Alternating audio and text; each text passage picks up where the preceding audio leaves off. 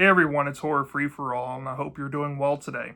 I have here a graphic novel review of a series that I've been interested in reading for a while, given that it was a 4-issue miniseries and it never spawned any other sister material outside of it.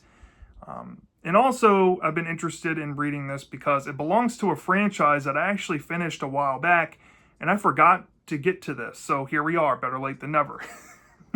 And we have here a graphic novel that came out in 2017 that collects all 4 issues of the miniseries that I think was released in 2016.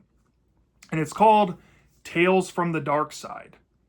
Yes, Tales from the Darkside. This is a graphic novel that's supposed to be tied to what would have been a reboot of Tales from the Darkside that would have come out on television on the CW network in the mid-2010s.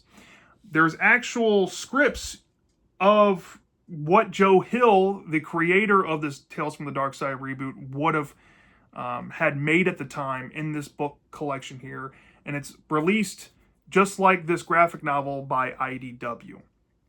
And you can see it right here. If you're interested in possibly reading the graphic novel and the scripts that, kind of differ, in my opinion. I only skimmed this script book because I'm not a fan of reading scripts.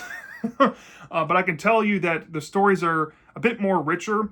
And to be honest, even for the graphic novel, there's one story that the adapter who took the stories from the script and put it into graphic novel kind of turned into its own story that wasn't really in the script. So that's cool. So if you want to read both here, go ahead. But essentially, they're both around Joe Hill's idea of what Tales from the Darkside would have been in his reboot. And what I like about the graphic novel is Joe Hill actually collaborated with an artist for his series Lock and Key, and it's the same artist here that's on this book, Gabriel Rodriguez.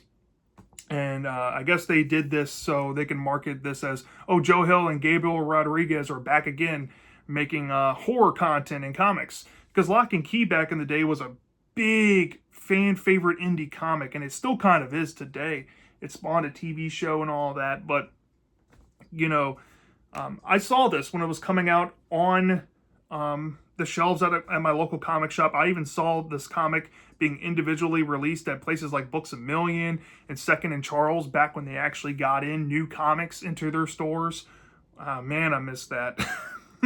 And I remember seeing this graphic novel when it released. As a matter of fact, I saw it a lot in the discount area at Books A Million, where they have their bargain books. Back in the day, they used to have a big old wall of graphic novels until they, during COVID years, shrunk basically 3/4 of their graphic novel selection down to nothing almost. But this was in droves in discount areas at places like Books A Million, and I just never bought it. The only reason why I have this is because I actually got lucky, and I was at a place called Ollie's Bargain Outlet one day back when I got into horror again, and I was collecting horror anthology stuff. I found this book just tucked in there, and I was excited because at the time I had just picked up my Tales from the Darkside DVD set, and that was a few years ago. So I don't know if these are still out there in Ollie's Bargain Outlet, but I'm sure you could probably get this there, or you can go on places like Amazon and get it for $10 if you want to check it out. So, yeah, let's talk about this graphic novel here. So, like I said, the graphic novel is based on the idea of Joe Hill's Tales from the Darkside reboot that would have happened on the CW network if the show was actually, put to air. Now, from what I gather, Joe Hill was approached by CW around the same time when M. Night Shyamalan was in talks with TNT of bringing back Tales from the Crypt, and I believe Creepshow was being thrown around by Greg Nicotero. So maybe this was a reactionary thing from the network to try to bring back a franchise. If Creepshow and Tales from the Crypt was coming back, they're going to try to throw their hat in the ring and compete. So they wanted to bring back Tales from the Darkside, which is kind of related to Joe Hill because his father and the creator of Tales from the Darkside, George Romero, created Creepshow together back in 1982. And because of Creepshow, they wanted to make a spin-off television series back in the day, but they had rights issues. And taking the IP from the films to television. So George Romero worked around that by changing the name to Tales from the Darkside, and the rest was history. Now, as we saw in the original Tales from the Darkside show from the 1980s, it wasn't really like Creepshow. It was more of a knockoff Twilight Zone mixed with some aspects of Creepshow here and there. But it was a whole different idea and property, all said and done. And supposedly, Joe Hill was given a lot of money by the CW network to essentially draft out an idea for a reboot. And he's like, all right, well, they approached me with the money, and I'm going to deliver the goods. So, of course, Tales from the Darkside is an anthology franchise. And Joe Hill knew that and was going to keep that in the core of the show. However, his new spin was there's going to be interconnected characters and a whole underlying storyline that's going to have some payoff by the end of the season. I don't know if I would have liked that, if I'm being honest. And I'm kind of glad we didn't get that. I skimmed through this script book, and I can tell you, yeah, I would not have liked that, I don't think. But he only ever got to write, like, I guess 2 stories in here, because the stories we get in the graphic novel, there's 3. The first 2 are actual episodes in the script. And the last story here, I don't know if the adapter, let me tell you their name real quick. Michael Benedetto. I don't know if Benedetto asked Joe Hill if he can put his own spin on it, but it's not the same thing here. So take that for what you will. But anyways, he only ever got to write this far into it. And once he got this far into it, CW apparently ordered a pilot, and they actually filmed it, and they showed it to CW, and CW said, nah, we're not going to do it, and wasted money on making the pilot, which makes the Tales from the Darkside reboot pilot, I guess, lost media. So if that ever comes out of the woodwork, I would probably give it a watch to see what it would have been like. But nonetheless, we do kind of have it surviving in this script book and in this graphic novel. And I'm more interested in reviewing this thing because I'm into comics. And I can tell you, after reading this should have been an ongoing thing. This shouldn't have just been a 4-issue miniseries and then dropped it. Joe Hill could have easily taken the ideas he would have had for television and just kept adding on to the series. I don't know if IDW didn't sell a lot and possibly didn't care to keep the series going. Or maybe Joe Hill just didn't care because he wasn't getting paid enough to do it. Because he hadn't had finished it yet. So I don't know. But we have some stories to talk about anyway. So let's get into it. So this feels like the interconnected idea. Not quite as close to the idea of the script in terms of faithfulness. But you get a general gist of what it possibly could have felt like. So in this little miniseries that was 4 issues, there's interconnected characters, or I should say just one character that pops up in 2 stories and is the main character of the middle story. And we'll get into them. So the 3 stories here are called Sleepwalker, Black Box, and I forget the last one. Let me look at it real quick. It has a weird name. A Window Opens. Okay, so the first story here, Sleepwalker, is a very tragic story. It's about this senior in high school who's about to graduate, and he is a slacker. He has a chill life. He wants to aspire to do nothing. He wants to work as a lifeguard during the summer before college starts, and he has no real idea where his life is headed. Well, before he can graduate, he realizes that he is pretty much failing school. And his teacher gives him an ultimatum. Either help this girl who's trying to make something with her life, get a good grade so she can get into the college of her dreams, and then you can pass, or don't help and you can fail and you're going to have to retake your senior year. So he decides to help this girl. And this girl essentially needs him to become an actor for this role. And through them practicing together and practicing for this role, they end up bonding and they kind of form a relationship. And there's a costume that this gentleman wears that plays a role in the story, but he hangs on to it as a memento because it reminds him of their relationship. And unfortunately for their relationship, it has to be put on pause when she has to, leave the area to, go do what she needs to do for prep work before she goes to college. So while she's gone, he's living up, the party life, hanging out with some friends outside of their relationship. And one night he ends up staying out too late and drinking too much, and he gets little sleep. So when it's his shift the next day, while he's being a lifeguard in the shade and it's really hot out and, he's tired, he ends up passing out while on duty on the stand.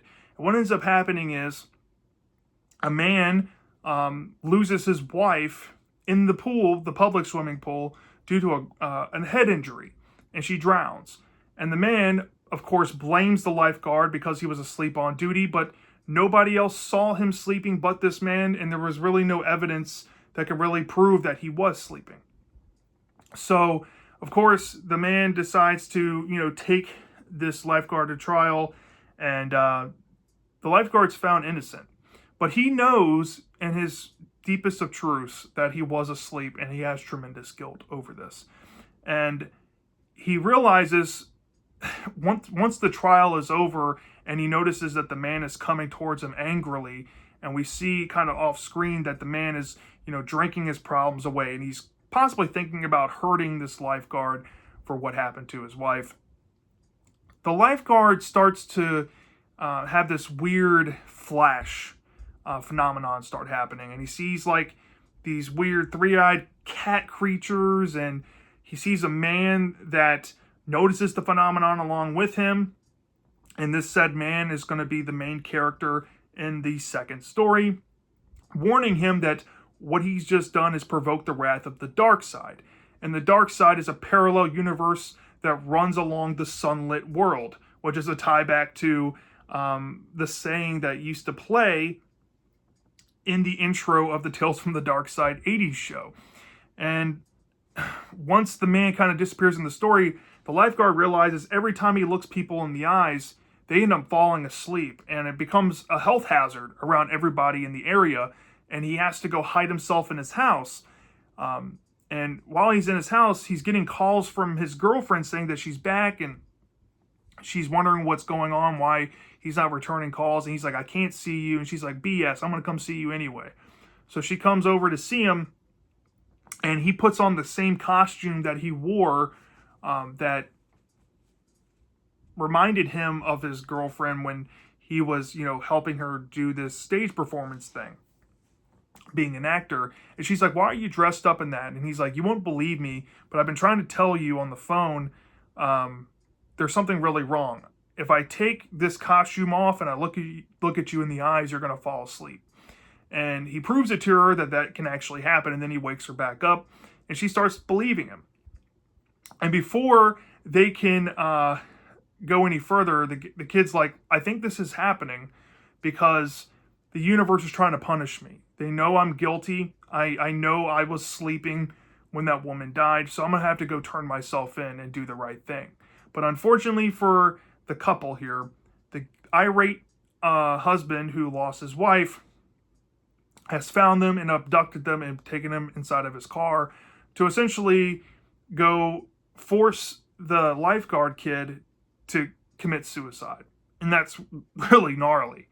But he's like, if you don't drink eat all these sleeping pills and jump off this cliff, I'm going to shoot your girlfriend.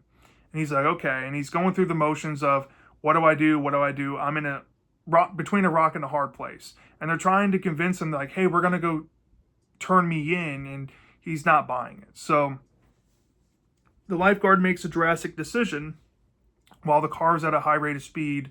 And you kind of imply what that is. And let's just say the car, starts tumbling nearby the cliff because they're getting closer to it. And you'll see in the ending that it's not a happy ending for anybody involved. It's not a happy ending. But it is kind of touching and sweet given the final note of it. And that's where I'll leave off with that story. This story here was very good in my opinion. I was impressed with the emotions in this one and how deep it went. There's a lot of thought-provoking ideas here about knowing the truth and hiding it for self-preservation, and having the whole universe coming to punish you in the way that it happens to this main character is very intriguing. Now, I don't know if the dark side itself is punishing the guy, or maybe this phenomenon starts because the man comes into the situation. Given the context of the next story, the man who he meets actually has an alter ego that only he can see because of a certain chemical that his, body was given when he was in an embryonic state within his mother. So I don't know if it's involved with that or it's the dark side parallel universe overlapping the sunlit world. I couldn't tell you. But even given that, weird plot point to kind of look over, you see the message here of, being honest and doing right by the people that you care about, and doing right about things that you do wrong, right? The lifeguard, he was holding in the truth to protect his own hide, and he ends up having that backfire on him, and he ends up putting his girlfriend in danger. And, it could have all been avoided if he just admitted that he was in the wrong and did what he did.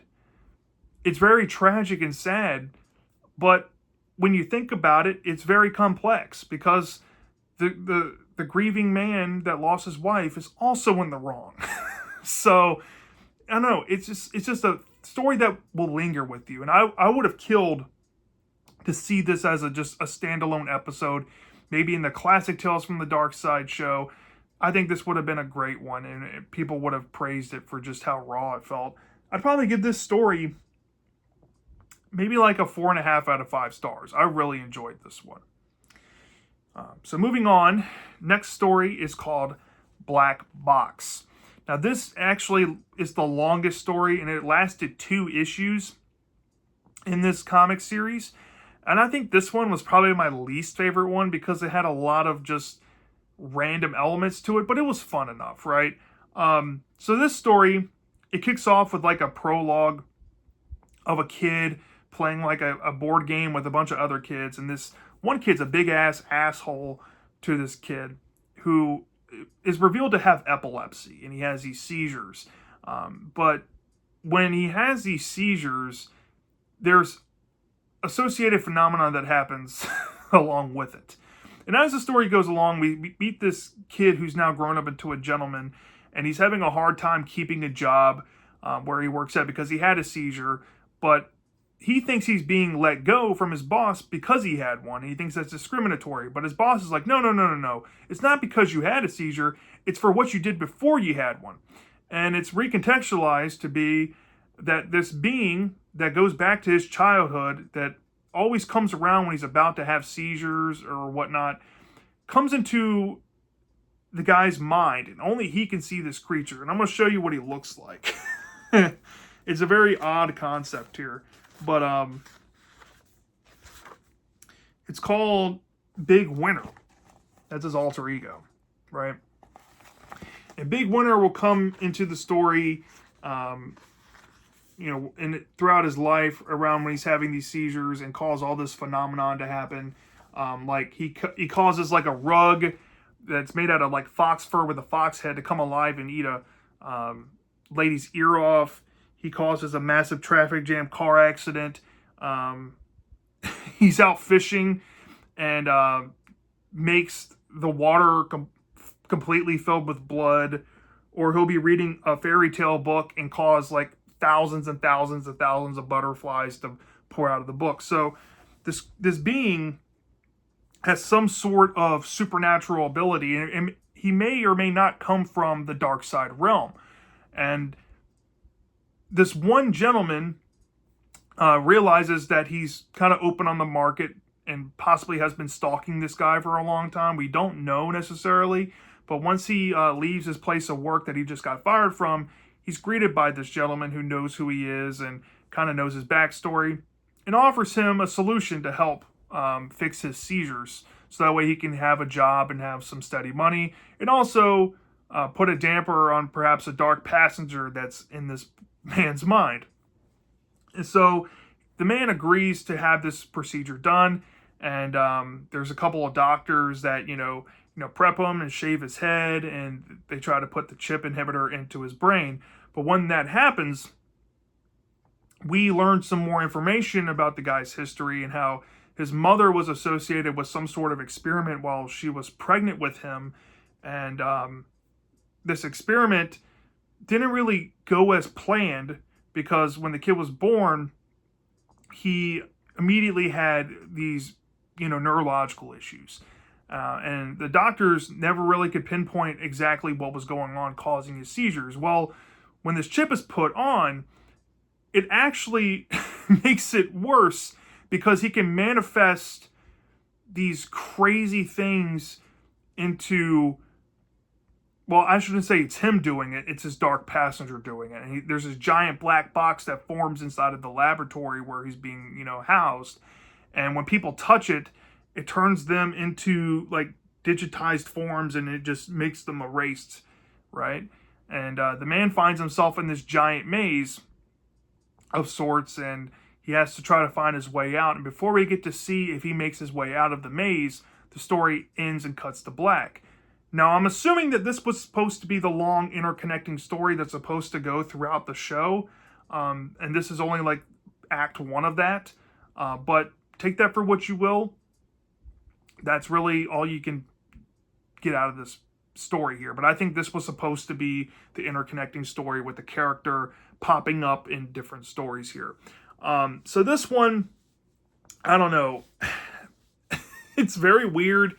There's not a lot to it other than it's just unorthodox way it goes about handling the story.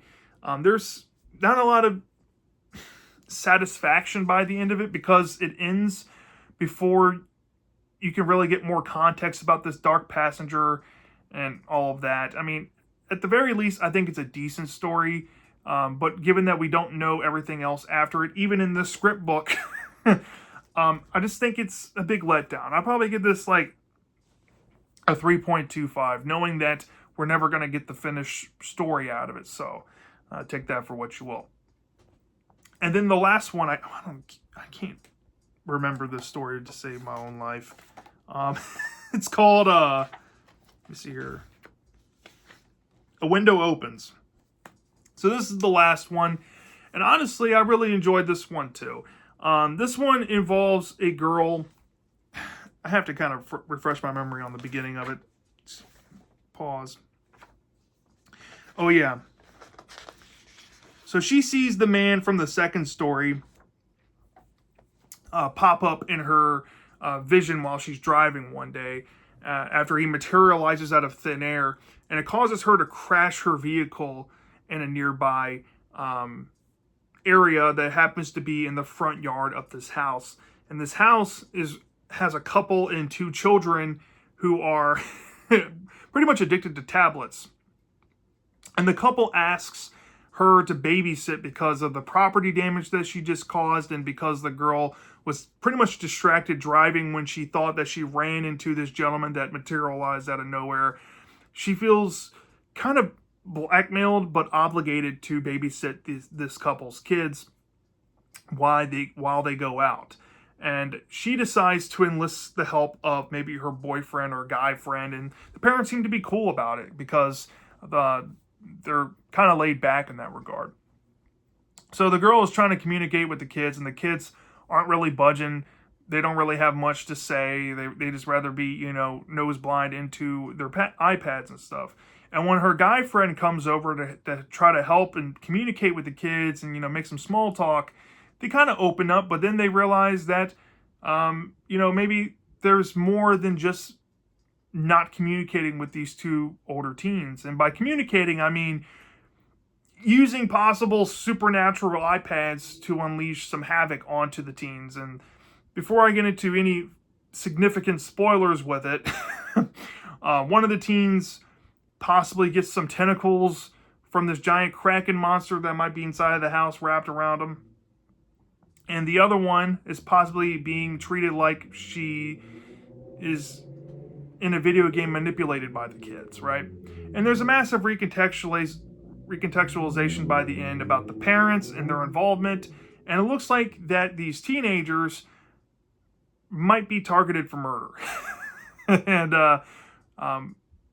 by the end, we get a sense that whatever this family is might be associated with the dark side, that for some reason are inhabiting the sunlit world, and we see certain characters open a doorway to the dark side realm in the very end, and then the curtain fades to black and the story ends.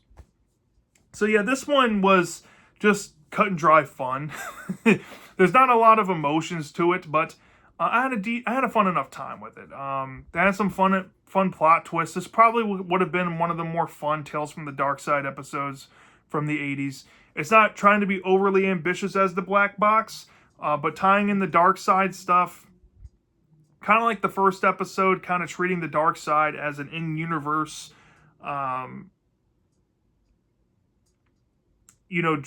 drawing force or causation force that involves itself in every individual story in some capacity. With that being like the common element, I don't think it uses the dark side element there the most clever. Even though I like the twist it has with the family in regards to that, I'd probably say that this one is just flat good. Maybe like a 3.5 out of 5 stars. Not a lot of substance to it. Not a story that I really like to find in anthology comics or anthology horror to begin with. But yeah, I had a fun enough time with this story. So, all in all, what do I have to say about this graphic novel to wrap up? I really dig the art in this issue. Let me pull a specific panel that I really enjoyed. This was probably my favorite depiction of art in the whole book here. This was, I think, in issue 2 or 3 if we're going off the miniseries numbers, but I'm mainly referring to issue 2 here. I skimmed over a scene of the man inside the black box because I didn't want to give away any spoilers. But this whole 2-page spread here was really cool. And this is what I like to see in horror comics, right? The art is incredible. Gabriel Rodriguez is a great artist, and I would love to see him do more horror anthology work. I'm pretty sure he has, but personally, I want some more for my collection. And looking at the stories and what they were able to do here, given the page constraints, given that they went issue to issue with this, I thought the stories were for the most part nicely paced, minus Black Box, it being 2 issues long. It did kind of drag, but the first story and the last story had great pace to it. The adaptation writing by, what's his name? I keep forgetting. Michael Benedetto was pretty close to what I saw in Joe Hill's script here. And I think he actually improved the last story there a bit more for me in regards to actually giving it its own platform and its own idea to kind of run with. And I really appreciated that. My personal favorite was Sleepwalker. This story was incredible, and I stand by that. This is definitely worth the admission and the price just to read that story. But other than that, if you're a fan of the Tales from the Darkside TV show from the 80s, this is something worthy of picking up for your collection, especially if you want to get some more content out of it. Or maybe if you're curious about what Joe Hill's Tales from the Darkside would have looked like, this is a good representation to pick up for that idea. I mean, if you really want to, you could pick up the script book, but this is really good to give you an idea here. And the stories aren't half bad. There's no bad story in here. It's very weird. And like I said, I think this would have been a great ongoing series if they would have continued it. And I think Joe Hill easily could have given his entire idea in a multi-volume set for this series. Sadly, it just never happened. But if I had to rate this thing from a 0 to 5 star basis, because I love the first story so much, I probably would rate it higher than it probably deserves. But I'd probably give this book, this graphic novel overall, maybe like a 3.75 out of 5 stars. I thought it was really good. Definitely on my list of recommendations for you all to go check out. So yeah, that's all I have to say about this. Let me know down in the comment section if you own this Tales from the Darkside graphic novel. Have you read it before? What's your favorite story in here? Did you like it? Did you not like it? What would you have thought of Joe Hill's Tales from the Darkside show if it ever happened? Did you like that idea? Did you not? There's so much we can talk about with these if you really want to. And I'd be down to talk about it because, quite frankly, I don't see anybody else on the internet talking about this as much. And I'm into weird stuff, so yeah, always know that, y'all. Until next time, take care.